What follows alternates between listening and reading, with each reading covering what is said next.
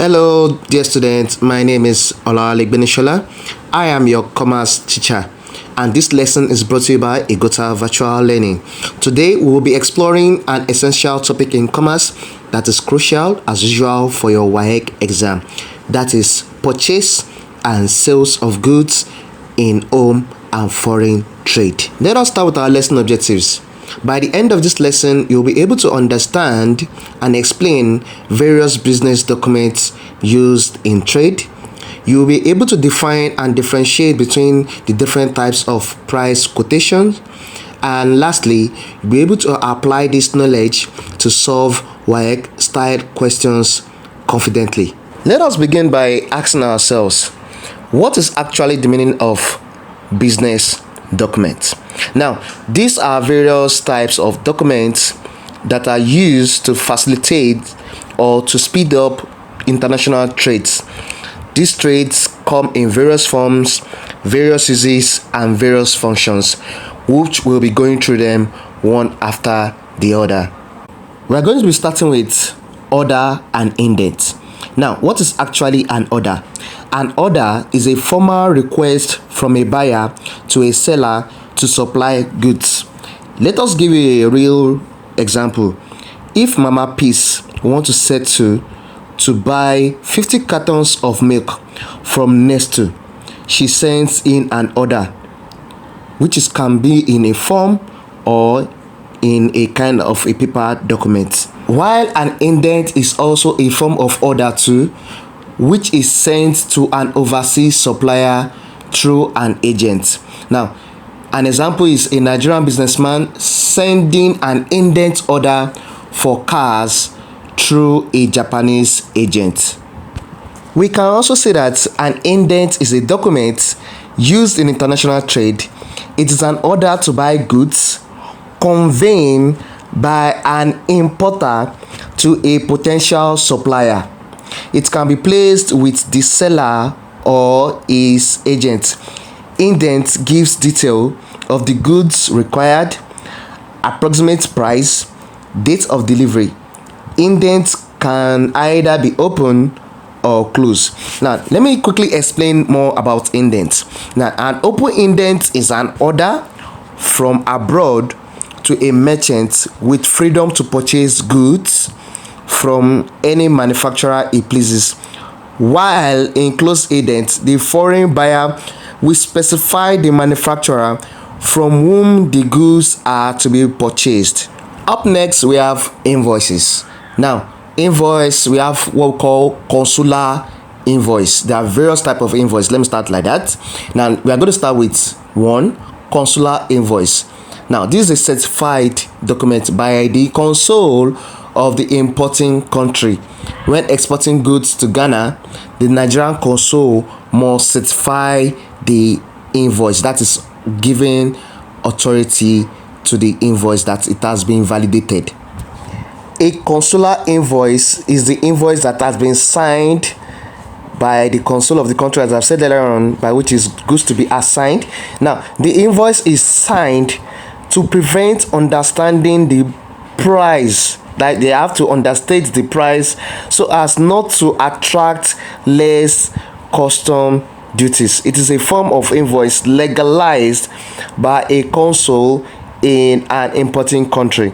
Now, the invoice will ensure correct payment of duties by showing the correct price of the goods. The document must be produced in a number of copies, one of which is retained by the consul and sent by him to the custom authorities at the destination port. We also have the ordinary invoice. Now, this is quite different from the consular invoice. Now, the ordinary invoice shows details of goods sold, qualities, quantities, and prices. An example, when you buy phones from a shop, they give you an invoice showing you the model, price, and the quantity of the product. We also have another type of invoice, which is pro forma invoice. Now, pro forma invoice is a preliminary bill of sales sent to buyers before delivering goods. Example, before shipping laptops worth 5 million naira, the seller sends a pro forma invoice to confirm the price. Let's talk about the credit and debit notes. Now, what are they? A credit note is a document issued when reducing the amount a customer owns. Let me give a pure example now. An example, if the damaged goods are returned, the seller issues a credit note. That is it. Now, for the debit note, documents are issued when increasing the amount a customer owns. Example, if additional invoices were provided, a debit notes are issued. There are other important documents. In brief, we have insurance certificates. This proves goods are insured during transit, that is before they are shipped. Confirm goods and meet quality standard, that is certificate of inspection. We also have certificate of origin, which shows where goods are manufactured. We have documentary credit, banks guaranteed to pay for the goods. We also have letter of hypothecation, a document pledging goods as security for a loan. We also have bill of lading, shipping notes, airway bills, ship manifest, mate receipt, freight note, custom specification, dock warrant, dock landing account, bill of site, bill of entry, call forward note, license, export invoice, ship report, and bill of exchange.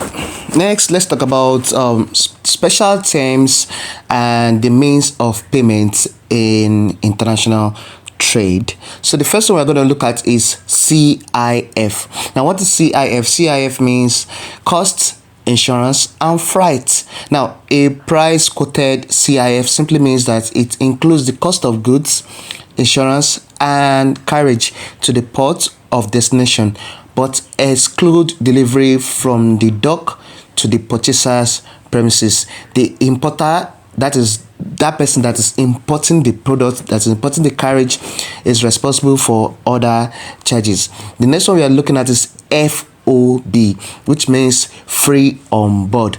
It simply means the cost of goods and expenses incurred for putting goods on board a ship are included. That is all the expenses incurred until the goods are being placed on a ship are borne by the seller, while the buyer is responsible for the cost of unloading the goods.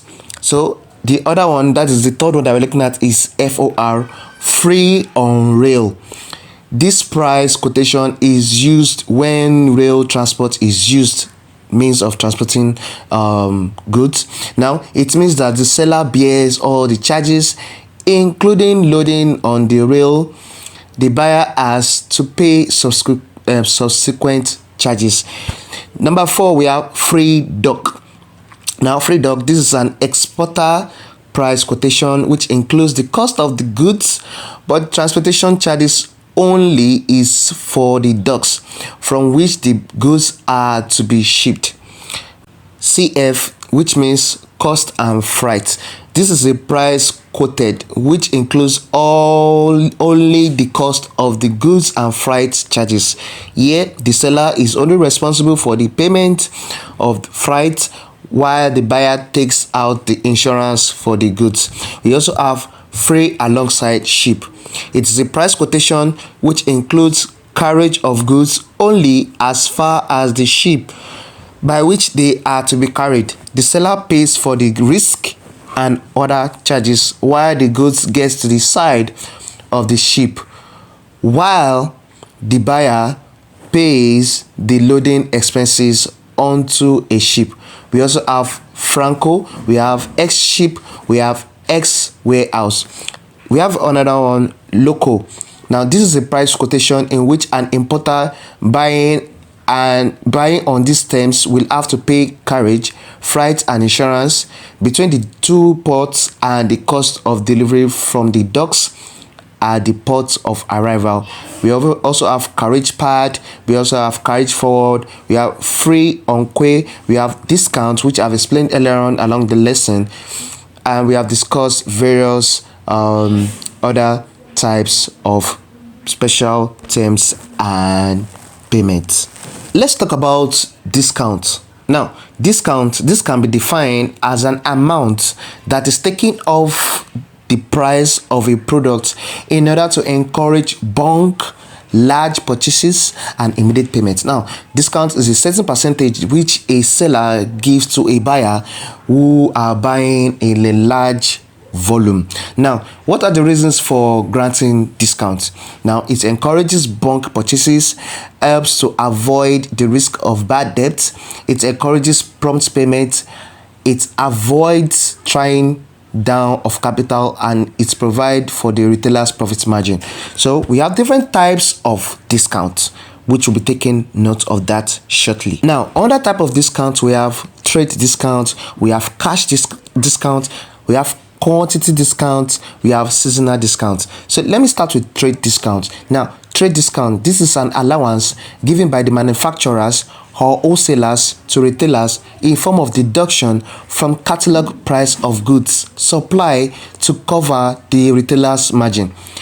That is for trade discount. We have the other one, cash discounts. Now, under cash discount, this is a percentage allowance for prompt payment of an account or payment within a specified period of time. It is not ignored in the account as with trade discounts. It is a deduction granted to buyers for paying their bills within a specified period. It is computed on the net amount due after first deducting trade and quantity discounts. Let's talk about quantity discounts. Now, quantity discounts, this type of discount is given to buyers who purchase goods in large quantity in a single delivery. Now, most quantity discounts arrangements apply to either a single order or a single delivery. Let's talk about seasonal discounts. Now, it is a discount given to customers who place an order during the slack season.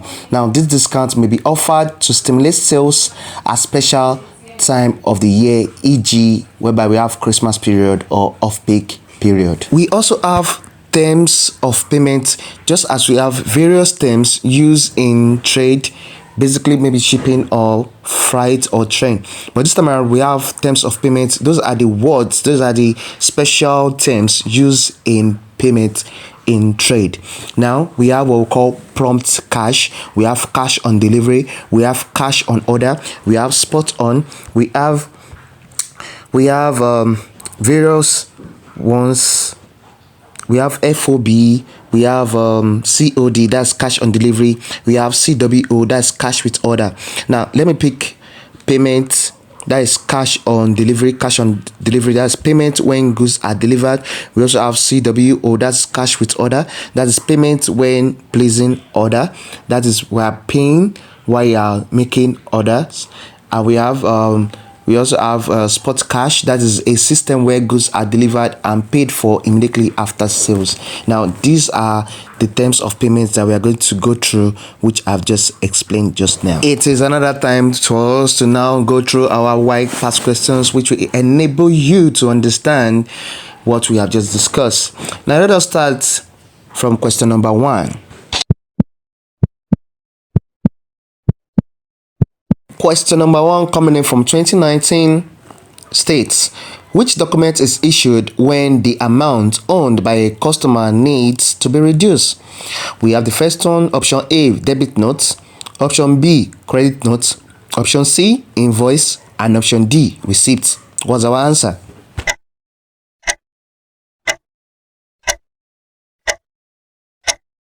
Our correct answer is option B, which is credit note. Let me explain.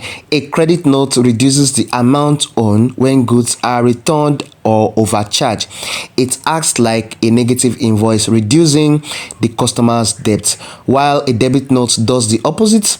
While an invoice is the original bill and a receipt confirms the payment. Our next question coming in from 2018. The term E and OE on an invoice means what? Option A, errors and omissions accepted, errors and others excluded, early and other entry. We have the last option, which is extra and ordinary expenses. Was our answer?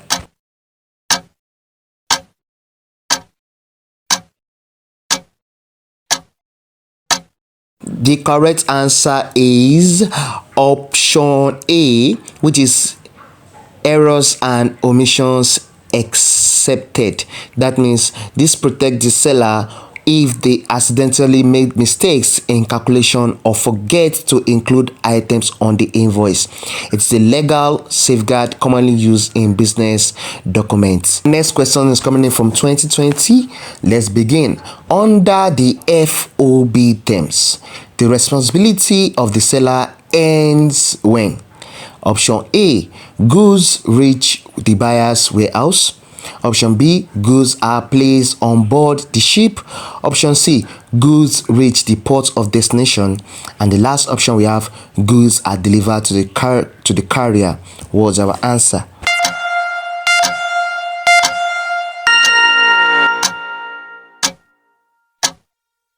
Our correct answer is option B, which means in free on board shipping terms, the shipping responsibility ends once the goods are safely loaded onto the ship at the port of origin. After this point, all costs and risks are transferred to the buyer. A document that shows the country where goods were manufactured is called DASH. Now we have bill of lading, we have certificate of origin, we have consular invoice, and we have documentary credits. Was our answer?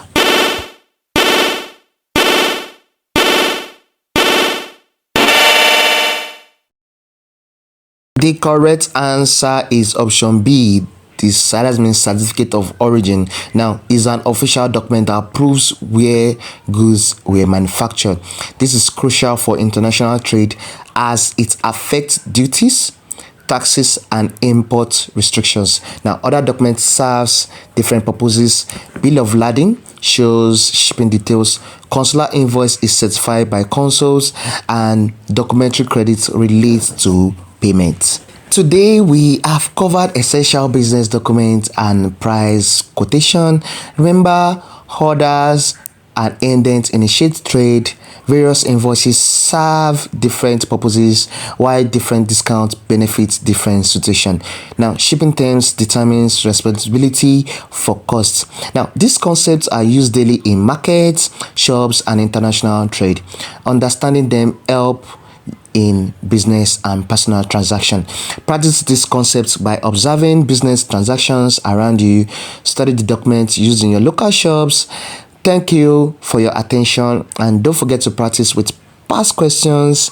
If you need clarification, please do not hesitate to send me a WhatsApp message on the number showing on your screen below. Stay blessed and be proactive. See you in our next lesson. My name still remains Olawale Gbenisola.